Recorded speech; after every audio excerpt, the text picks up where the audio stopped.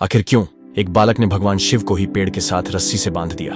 एक गांव में एक लड़का अपनी गायों को चराने के लिए रोज जंगल की ओर ले जाया करता था। एक दिन वो अपनी गायों को चराते हुए जंगल के बीच पहुंचा। वहीं पास में एक महान संत ध्यानमग्न अवस्था में बैठे हुए थे। उनकी आंखें बंद थीं, नाक से भी श्वास रोके हुए, बहुत गहन साधना में डूबे हुए थे। लड़का कुछ देर तक उन्हें देखता रहा, फिर उत्सुकता से पूछ ही लिया, बाबा, आप ये सब क्यों कर रहे हैं? संत ने गंभीर स्वर में उत्तर दिया, बेटा, मैं भगवान शिव के दर्शन के लिए तप कर रहा हूँ। इतना कहकर संत वहां से उठे और आगे बढ़ गए।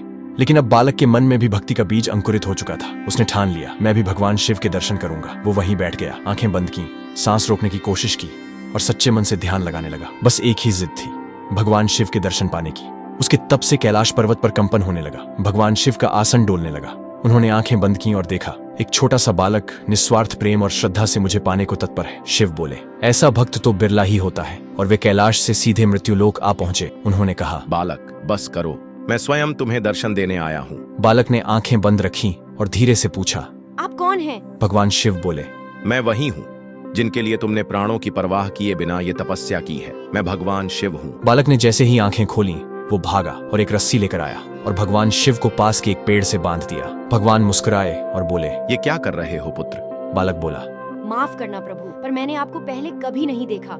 मुझे यकीन करना है कि आप ही भगवान शिव हैं।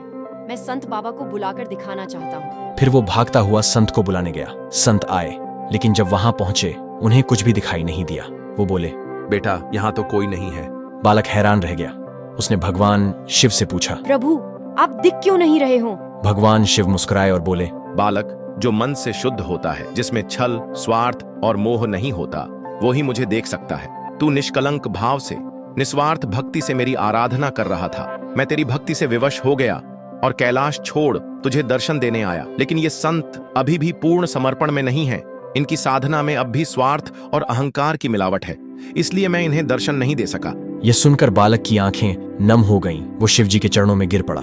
दोस्तों, इस कहानी से सीख मिलती है, जो भक्ति करता है बिना किसी दिखावे, बिना किसी स्वार्थ के, उसे ईश्वर अवश्य दर्शन देते हैं। दोस्तों, आपको यह वीडियो पसंद आया तो वीडियो को लाइक और कमेंट बॉक्स में हर हर महादेव जरूर लिखें।